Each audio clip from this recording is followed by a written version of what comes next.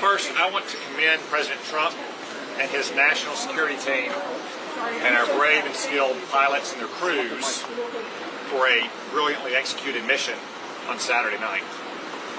Second, I want to condemn the selective and unlawful leaking of a report from the Defense Intelligence Agency, which explicitly said was preliminary, was done with low confidence, was done with numerous intelligence gaps that could lead to a broad range of conclusions. And I also want to address what I think are the effects of not only the United States' military efforts against Iran, but also the Israeli Defense Forces. You have seen several experts in the last couple of days who I think it's fair to say are not Donald Trump partisans. Use words like effectively destroyed, catastrophic damage, set back for years. That includes Rafael Grossi, the director of the UN's International Atomic Energy Agency. David Albright, a renowned and respected former weapons inspector in this field. Norm Rule, who was the National Intelligence Manager on Iran during the Obama administration. All again use phrases like effectively destroyed, catastrophic damage, set back for years. So without any classified information whatsoever, I think it's safe to say that we have struck a major blow alongside our friends in Israel against Iran's nuclear program that is going to make America safer, our friends in the region safer, and protect the world from the risk of an Iranian nuclear weapon for years. Mr. Chairman, there was a report that the Trump administration is going to limit its briefings to members of Congress because of this leak. Have you pushed back on that? I've seen the report. I'm not aware of that. No one in the Trump administration has raised it with me. I understand their frustration that just hours after that report from the Defense Intelligence Agency was posted to Congress's, it was leaked. Obviously, it was leaked by someone who was trying to put our pilots and their crews and the president and his national security team in the worst light. I don't know if it was from Congress. I don't know if it was from someone inside the administration opposed to the president's policy. But as I said, that report was preliminary. It was done with low confidence. It said it had numerous intelligence gaps. It assumed the worst case scenario with perfect conditions in Iran. I believe that this mission was a tremendous success and that we have effectively destroyed Iran's nuclear program today. Mr. Chairman, how confident are you that the ceasefire can hold at this point, given especially what you heard in this report? The ceasefire will hold if Iran lives up to its end of the bargain. If Iran starts trying to attack Israel again or to attack U.S. interests in the region again, then both the President and the Prime Minister have said rightly that we will have to go back and we'll have to show Iran once again that we mean business. Senator Condon, the Democrats seem satisfied with this. They had expressed so many reservations about this. They should be satisfied. They got very good answers from John Ratcliffe, the CIA director, from Pete Hegseth, the Secretary of Defense, from General Kane, the chairman of the Joint Chiefs, and from Marco Rubio, who I'd point out is not just the Secretary of State, he's also the National Security Advisor, something that I believe is almost unprecedented in terms of the access and briefing that the Democrats get. Now, maybe they're going to come out and tell you they're not satisfied. Some Democrats, some in the media seem to have such a case of Trump derangement syndrome that they're rooting for the survival of Iran's nuclear program versus celebrating the success of our pilots and their crews. But I think the answers they got in there should be totally satisfactory. Was there discussion of the leaks in there at all? Yes, there was condemnation of the leaks by both the briefers and Republicans and Democrats for that matter. We should not ever leak classified information. Mr. Chairman, if there's additional force required necessary to do further damage to Iran's nuclear program, do you think that action should be vetted or consulted through Congress? Well, first off, as I said, I think we've caused catastrophic damage to Iran's nuclear program.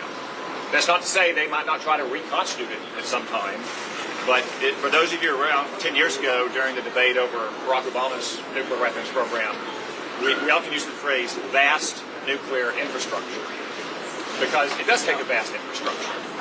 And I know everyone's very focused on what happened at a couple of these underground bunkers or what happened with canisters of uranium. But if you look at the whole span of what happened over 12 days, the targeting of Iran's nuclear scientists, the underground bunkers, the centrifuges, the centrifuge manufacturing sites, the gas to metal conversion sites, that's why we're confident, since all of those are single points of failure in an effort to get a nuclear weapon, that we have had an extraordinary success. Now again, both the President and Prime Minister Netanyahu have said that Iran should not try to reconstitute their nuclear weapons program, and if they do, then all options will remain on the table. If this Mr. Chairman, with that discussion. you think they should prosecute a top branch would rule that out last night? Well, the law applies equal to everyone, and no one should leak classified information. Did people in both parties seem satisfied by the amount of damage caused? Is there agreement in the room? I think you'll have to ask some of our Democratic colleagues. I suspect those who are satisfied won't stop here, and those who are dissatisfied will stop and Do you explain the have reason. some sense of where the enriched uranium is at this point? Has the intelligence community figured that out at this point? I don't have a comment on that. I will say it was not part of the mission to destroy all their enriched uranium or to seize it or anything else. Again, this is not a Mission Impossible movie. There's not a single thing out there that can be done or not done to allow Iran to get a nuclear weapon. It's the entire chain of events and people and places that you have to put together to get a nuclear weapon. The scientists, the centrifuges, the repair parts, centrifuge manufacturing, the cascades of centrifuges, the gas to metal conversion facilities. But I'm confident the mission was destroyed. Senator Johnson, can you come over to the microphones, please?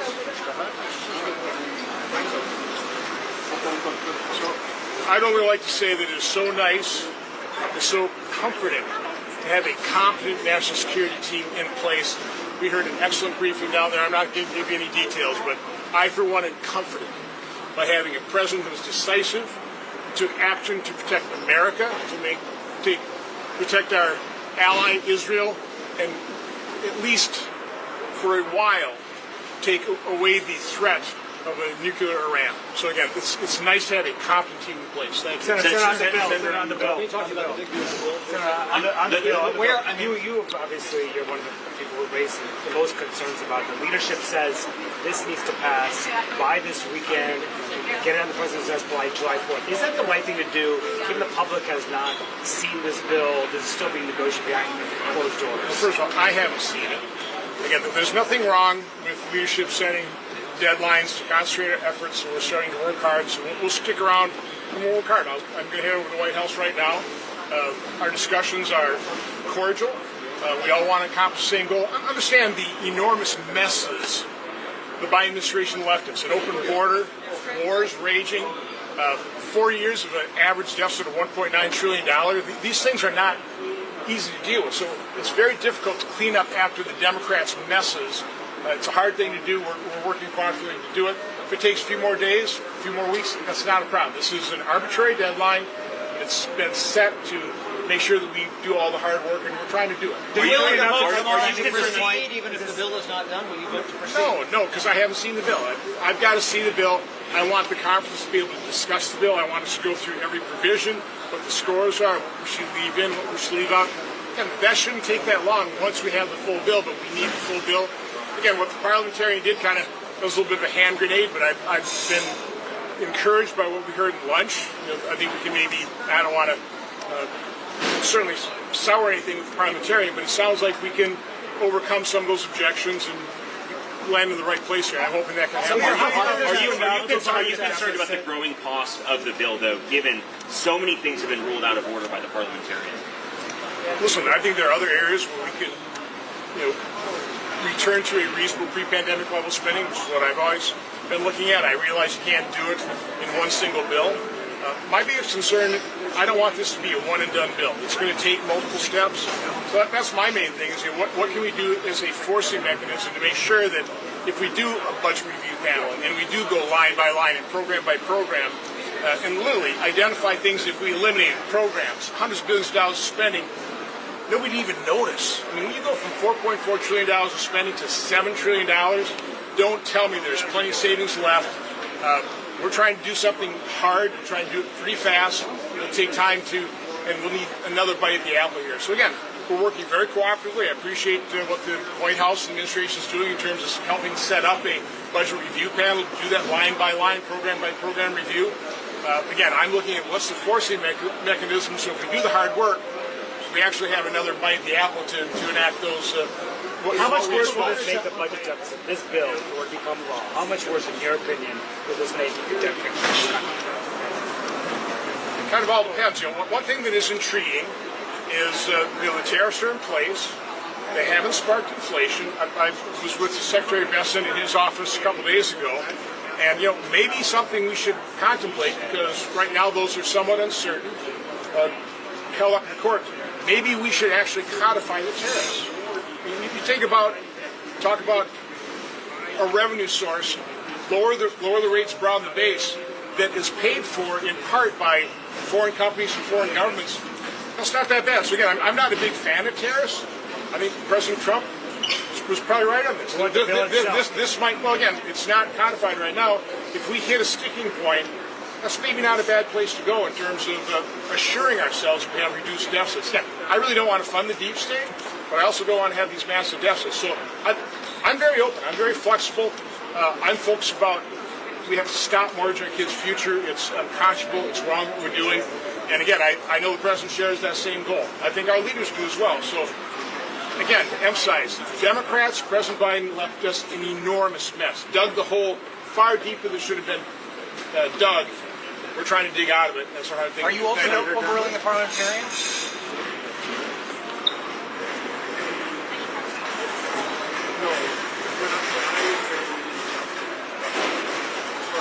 Hey, it's joining me. Sure.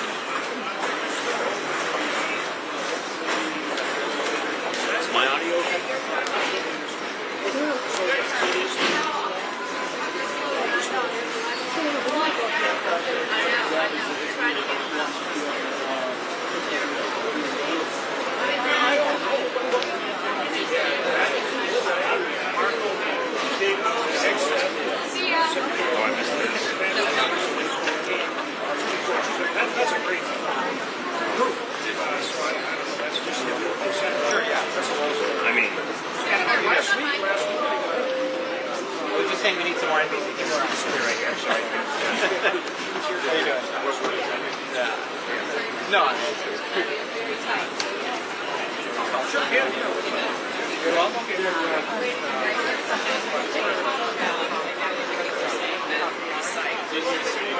Yeah. They talk about the need to have potential to have to restrike the site.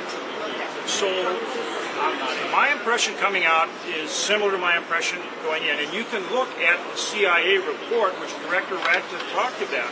And it's their report, and they stand behind it. It's been released publicly that they're saying a year, 2 years in terms of the damage inflicted and the time it will take to recover.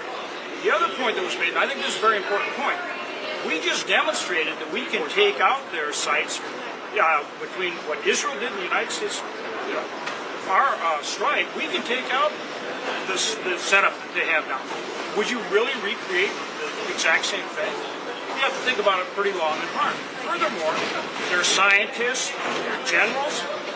That's been set back. They don't have that leadership or the scientific knowledge. All those things make it very hard to recreate what they have had.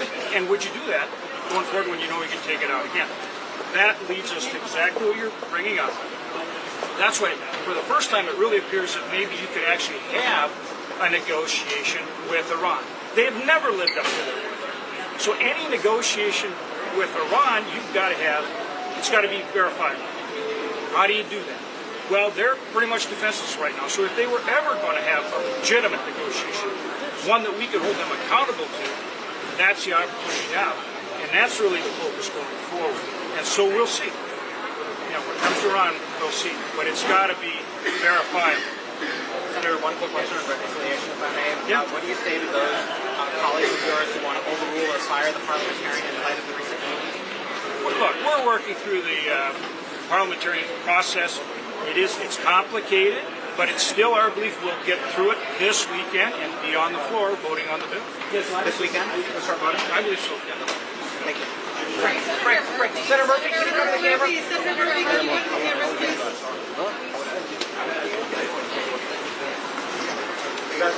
Listen, I appreciate the briefing. This briefing should have happened immediately after these strikes.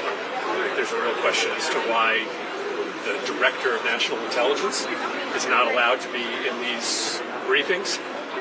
That's a question that we should get answered. Listen, to me it still appears that we have only set back the Iranian nuclear program by a handful of months. There's no doubt there was damage done to the program. But the allegations that we have obliterated their program just don't seem to stand up to reason. So obviously I can't share any of the details from this briefing, but I just do not think the president was telling the truth when he said this program was obliterated. There was certainly damage done to the program, but there's still significant remaining capability for the Iranians. What makes you not sure conclusion, sir? Well, the DIA analysis is preliminary, and again, I can only speak to what's been reported openly. But if the Iranians still retain significant enriched material and centrifuge capability, then you can only be setting back the program months, not years. The administration have an analysis or an opinion of whether Iran is going to be more motivated or less motivated after the rest of the I'm not going to talk about anything from the briefing. I mean, I walk away from that briefing still under the belief that we have not obliterated the program. The president was deliberately misleading the public when he said the program was obliterated. It is certain that there is still significant capability and significant equipment that remain. Is there Knowing the potential what you for know further now, strikes? would you have authorized it? Knowing what you know now, if the president had come to Congress to get approval to authorize this mission, would he have had your vote? No. Ultimately, the only way to truly constrain Iran's nuclear program is diplomacy. You cannot bomb knowledge out of existence. No matter how many scientists you kill, there are still people in Iran who know how to work centrifuges. And if they still have enriched uranium, and they still have the ability to use centrifuges, then you're not setting back the program by years. You're setting back the program by months. The only path forward is diplomacy. And I just have not heard a realistic path from this administration about diplomacy. Of course, all of us would love a diplomatic agreement in which Iran promises to hold no enriched material. But that has not been a reasonable predicate for negotiations in the past, and it is not likely to be a reasonable predicate for negotiations in the future. Is there a understanding that Ask me that question. You think that it was obliterated? Was this Senator just said it was set back months. He just said it was set back months, not years. No, I think years. So Operation Midnight Hammer was brilliant, it was bold, it was necessary, and it was effective. They blew these places up in a major league way. Major league setback, years, not months. If you don't, and he just said he wouldn't have done it. Now, I like Senator Murphy, but that's absurd. Got a chance to set back the nuclear ambitions of a religious Nazi by years and you don't take it, that's how World War II started. World War III starts. Learn from World War II. You appease religious Nazis, you got to get more religious Nazi behavior. So I think it's absurd that any member of Senate would say, and you got a right to say it, that this wasn't necessary. You're not going to get religious Nazis to give up their nuclear ambitions by talking to them. You have to weaken them. You have to put them on their knees. And will you ever get there through negotiations? I don't know, but I'm willing to try. Obliterated is a good word for me to use. I can tell people in South Carolina, nobody is going to work at these 3 sites anytime soon. They're not going to get into them anytime soon. Their operational capability was obliterated. So does There's that mean nobody there will be no working further strikes, there sir? tonight. It Does was that mean highly there would be effective. no further strikes, sir? There's no reason to hit those sites anytime soon. But in the coming years, you said it's setback years. Does that mean in the coming years there will need to be more U.S. military action? As long as Iran desires to kill all the Jews and us, you got to put that on the table. So the question for all of us is, that happened, what's next?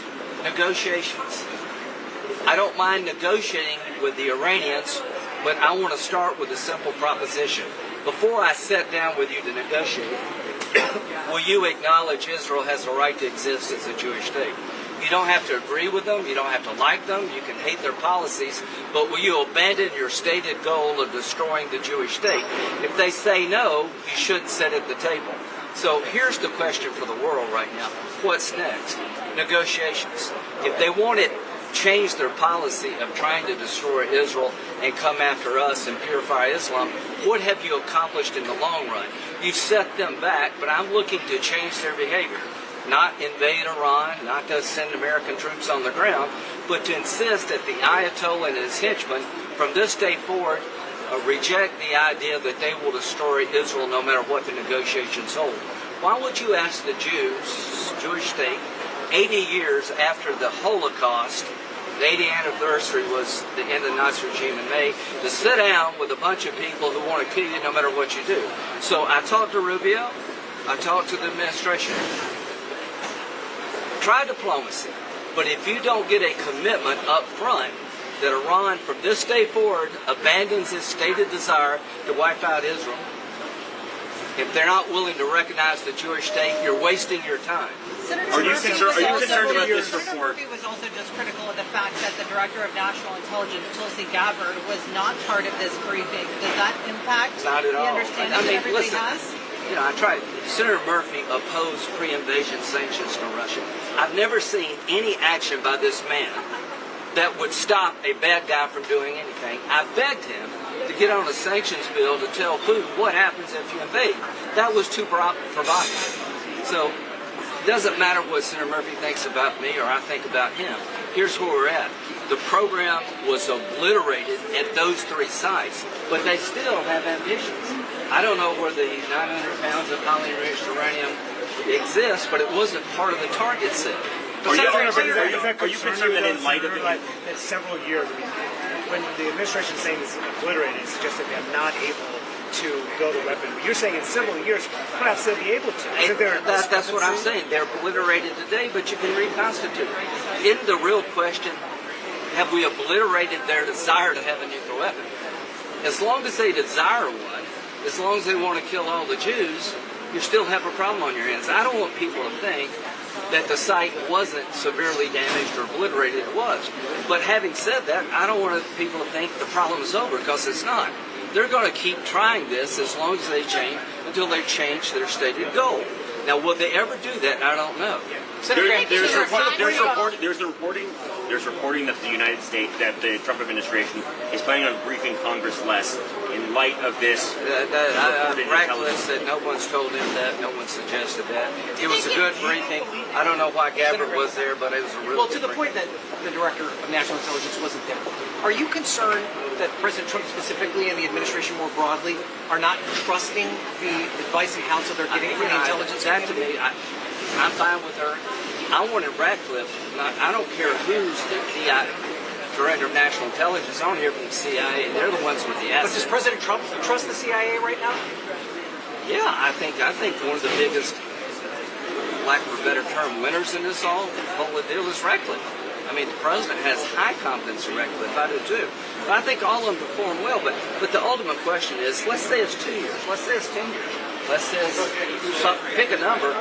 The threat still exists as long as Iran, as a nation state, desires to purify Islam, destroy the Jewish state, and come after us. That's what people need to remember. I'm not taking away anything from this operation. I applaud it. I think the people who did it are heroes. But I don't want the American people to think that this is over. It is not over until the regime decides to change their attitude and their behavior. Now, are they weakened? Yes. Can negotiations work? Maybe.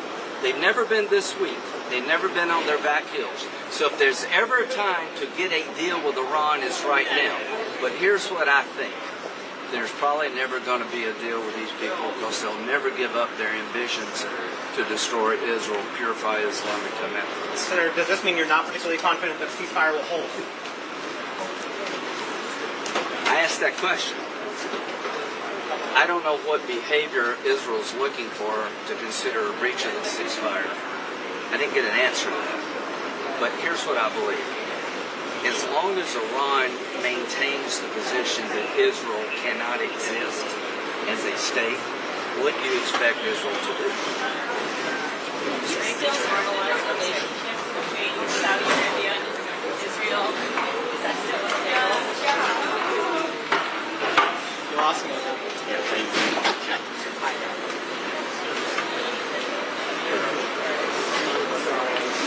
Walking fast, so I was stepping back. You guys are spotted here a little bit more.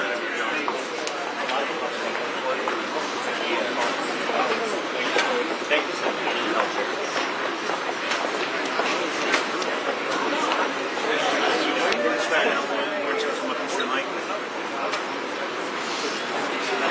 Hey, Robert, do you buy on Schumer? No, I do not. Yeah, we have one security student right here, so. Let's go to Gracie right here. Hi, Gracie. Is your boss coming?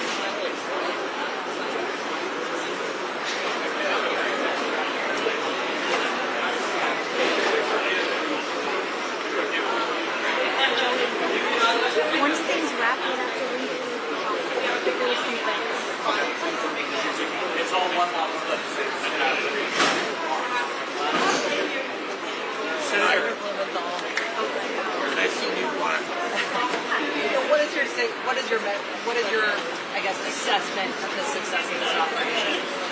Let me say, first of all, most of what we heard today, the American people deserve and need to hear, and there's no reason why it should be kept from them. My personal view, based on what I heard, is Iran continues to be a threat. A nuclear-armed Iran is a threat to the entire world, an unacceptable threat. And right now, we have no final battle damage assessment that would enable us to be comfortable or complacent about what has been done. We are very grateful to the military men and women who performed a feat of military accomplishment that I think will go down in the annals. But their mission was not what they could destroy with the tools that they have. And the final assessment will have to indicate to us whether Iran could reconstitute the centrifuges or nuclear enriched uranium that they have and make a dispersion. We have to see finally what the assessment is. Senators have come out and some of them have said the program was set back months, some of them have said the program was set back years. Is that too premature for anyone to be talking about? The point is, we don't know. Anybody who says we know with certainty is making it up because we have no final battle damage assessment. And certainly, this mission was successful insofar as it extensively destroyed and perhaps severely damaged and set back the Iranian nuclear arms program. But how long and how much it really remains to be determined by the intelligence community itself. And so, frankly, I'm hopeful that we did as much damage as possible. The nuclear arm is an unacceptable threat to the world. I'm rooting for success, but I'm far from comfortable with how much actual damage was done until we finish the final assessment, which our institution is engaged in doing right now. And I hope they work with the Israelis and others who may not. I know you're convinced right now or unconvinced about the administration's claim that the Iran nuclear program was obliterated. I think obliterated is much too strong because it implies that it couldn't be reconstituted. Somehow it was completely eliminated. Certainly there was serious and perhaps severe damage. And the use of those 12 bombs in the sites where they were positioned, I think was serious and substantial. But how much damage was done really need a final assessment. And from what you learned, do you believe Iran is now more motivated or less motivated to build a nuclear weapon? I don't think we have an accurate picture of what Iran's motivation was at this moment in history. Certainly, they've reacted with measured and temperate response. But whether that's a head fake and a feint, we don't know at this point. I think there is a significant consensus on the world community that Iran is a danger not only to the United States and to Israel, but to the world at large. And I'm hoping that diplomacy now will play a part in reaching an ironclad, verifiable agreement that Iran will abandon this program, but we need to be prepared for the worst, even as we hope for. The president put out a Truth Social post alleging that Democrats leaked the assessment and should be prosecuted. Do you have any reaction to that? I have no reason to think that if your question members of Congress or I can pull it up. He said Democrats specifically. The president is on Truth Social. Well, I have no information about it. Senator, were you given a timeline on when Congress may be given a final assessment with those outlying questions? Let me put it this way, because I'm not at liberty to talk about what was said, and so far I haven't. The question about how long the final assessment report has to be answered by this administration. And so far, there's been no answer publicly, and the American people certainly. Should the Director of National Intelligence be part of that final assessment? I think everyone and anyone with the capability and knowledge to provide that assessment should be. Hey, everybody. Senator, do these strikes set back the Iranian nuclear program months or years? Clearly, damage was inflicted on the Iranian nuclear, and we do not want Iran to have the capability to build a nuclear weapon. That has been the position of the United States and the overwhelming majority of Democrats and Republicans for decades. It is going to take time to get a final assessment of how much damage. The thing that I've had some concern about is when people jump to a conclusion too early. Clearly, the President making a comment on Saturday night before any assessment of total obliteration. Listen, I hope that is the final assessment. But if not, does that end up providing a false sense of comfort for the American people, for that matter, the world? I was glad to hear members down there stand up for the strength and integrity of our intelligence community, how good they are. I hope that would be reflected more often by this administration and not being willing to blow off or ignore the conclusions of the intelligence community. That is absolutely critical. We do that at our peril. But to get to the point where Iran does not have the ability to enrich uranium that could possibly be used for military purposes, you're going to need diplomacy. You're going to need inspectors on the ground. It's clear, and again, this was long before this brief, that some of the enriched uranium was never going to be taken out by a bunker buster bomb. Some of that obviously remains in Iran. So we've got to get to that diplomacy point. We also need to get the full assessment of the level of damage done. And boy, I sure hope that some of the extraordinarily strong words that were said about the integrity and quality of our intelligence community, that message will resound in the White House and elsewhere. Do you think that the Director of National Intelligence should be part of that final absence? And what do you make of her absence today? I make no judgment. I obviously have grave concerns about the DNI, concerns. She literally fired people from the intelligence community because they would not change the intelligence product. That's the way. We only need to say four letters on Iraq. So I was very satisfied with it. Senator, based on what you learned, do you believe Iran is now more motivated or less motivated to build a nuclear weapon? There are, obviously, if we don't have all of the enriched uranium eliminated, some of those capabilities exist. How quick on a rush, particularly for a bomb that wouldn't necessarily be deployed through a missile, is some questions I've started.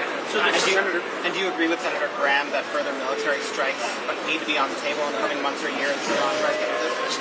What I think we ought to see is what happens next. And my hope, and again, I'm glad to hear people talk about this, the only way we get certainty is with inspectors on the ground, making sure not only about the enriched uranium, but the fact of what this regime, it's a bad regime, might be trying to do in secret. That will only come through diplomacy and the fact that it appears that the United States and Iran are going to enter into those negotiations next week. That's a good thing. Senator Warner, can you share by Congress from the bill and you're not ruling out prosecuting members of that? Do you think that's appropriate to be saying right now? I have been extraordinarily consistent. Leaks of any kind should be prosecuted. I simply wish that the administration would adhere to that same level of secrecy about classified information that shouldn't be shared on non-classified channels like Signal, and the fact that we still don't know whether the participants on some of those calls have ever even had their phones scrubbed for malware. That is not practice. Were you aware of the DIA assessment before CNN reported on it?